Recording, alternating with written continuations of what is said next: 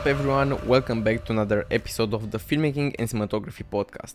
I'm Alex and today we are diving into a fascinating topic that can elevate your storytelling to a whole new level: visual metaphors adding depth to your story. Visual metaphors are powerful tools in filmmaking, allowing you to convey complex ideas, emotions and themes through imagery. So let's get started. First, let's define what a visual metaphor is. In filmmaking, a visual metaphor is an image or a sequence that represents an idea, a concept or theme beyond its literal meaning. Unlike verbal metaphors, which rely on language, visual metaphors use visuals to create associations and evoke emotions. They can add layers of meaning to your story, making it richer and more engaging for the audience. Now, to incorporate visual metaphors into your work effectively, you need to start with a clear understanding of the central themes and emotions in your story. Ask yourself, what are the underlying messages I want to convey? What are the primary emotions and conflicts my characters are experiencing? Once you have a firm grasp of those elements, you can start thinking about images and symbols that can represent them. For my latest feature film, the story was about an old lonely man who lost his wife and now he's trying to find other ways to engage with himself. He's alone. So the whole story is about loneliness. That's the key theme of my film. So I needed to create some symbols and symbolism and visual metaphors that truly relate to that topic. As said, one key to using visual metaphors is to think in terms of symbols. Symbols are objects, characters, figures, or colors used to represent abstract ideas or concepts. For example, a flower might symbolize beauty or fragility, while a broken mirror could represent shattered perceptions of truth. These symbols can be incorporated in your shots in various ways to subtly convey deeper meanings. In my movie, a very important element and theme was the time, so the time the character spends alone. And a very good symbol of time could be a clock. But because we also have an elderly man, we have an old clock. So this is just a simple example of a symbol that you can capture into your movie. Another important aspect is the composition of your shots.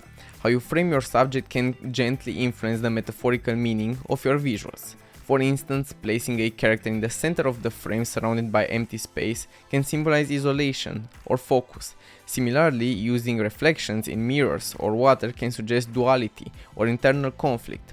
The positioning of your subject and object within the frame can tell a story without a single word being spoken. My absolute favorite example for this is the placement of the lonely character in my movie.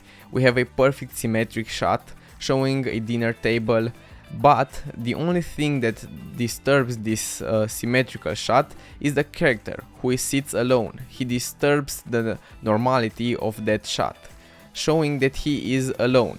He sits just on one single chair with all the other chairs being empty. Again, the same example with the empty space. Lighting is also crucial in creating visual metaphors. The way you light a scene can add depth to your storytelling. High contrast lighting with sharp shadows and bright highlights can create a sense of mystery or tension. Soft, diffuse lighting, on the other hand, can evoke a sense of calm or intimacy. The direction and intensity of light can highlight certain aspects of your frame, guiding the audience attention and emphasizing the metaphorical significance of the scene. Another great example for this one, again about loneliness, is just showing a single light source. For example, almost every interior shot has a practical light, but we can see just one single practical light. And this is again a symbol of loneliness. At the beginning of the film, where the character isn't alone, we see two practical lights, so symbol that he's not alone. But while the film progresses, we can see just one single light. Movement is another tool at your disposal. The way you move the camera or how your characters move within the frame can add layers of meaning. Slow, deliberate camera movement can convey a sense of calm or contemplation, while fast, errating movement can suggest chaos or urgency. Character movement can also be symbolic. Consider how a character's journey across the frame might represent their personal growth or struggle. A great example for that would be just the character going in a straight line away from the camera. This is a great way to end the movie. If you have a sad ending where probably the character dies or something like that, we can see just at the end something like the character going straight away from the camera.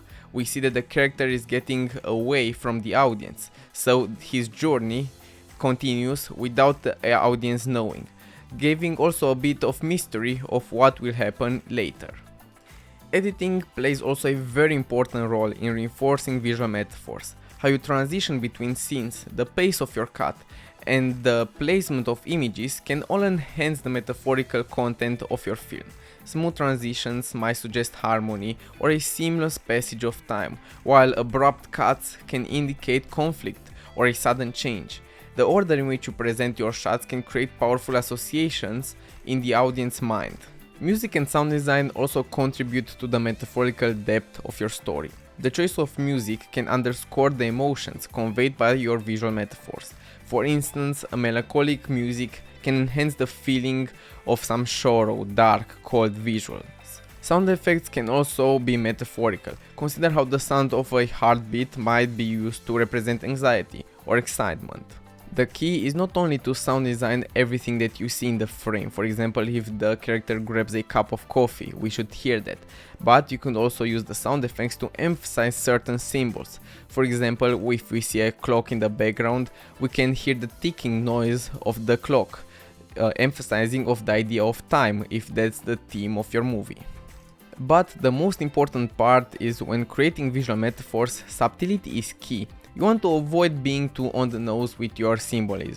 This can feel very heavy-handed and detract from the audience engagement. Instead, aim for metaphors that are open to interpretation, allowing viewers to derive their own meaning. This can lead to a richer viewing experience, as different audience members might see different things in your work. A great example for this is again the same idea with the clock. The clock cannot only show the time, but it can show also the moments that have passed. We can see, for example, the clock being at midnight at the start of the movie, but then we see that it's noon or some other timing of the day when the movie ends, so it can symbolize time passing. So for various objects there can be a lot of interpretations. Incorporating visual metaphors also require careful planning. During pre-production, consider how your script themes can be visually represented. Storyboarding can be particularly useful in this regard, as it allows you to map out your shots and plan the metaphorical elements you want to include. One of my favorite things to do is even to plan the movie on the other side. So first start with the metaphorical meanings. So for example, I have some idea of some very cool shot. Again, the example with loneliness, I had the idea with placing a character off-centered in a symmetrical shot long before I had the whole story. So from one single symbolic shot, you can also start the story. But it is also very important that sometimes the best metaphors arise originally during production.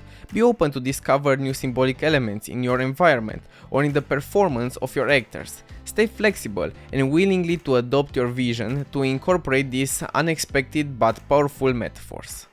So that's all for today's episode of the Filmmaking and Cinematography Podcast.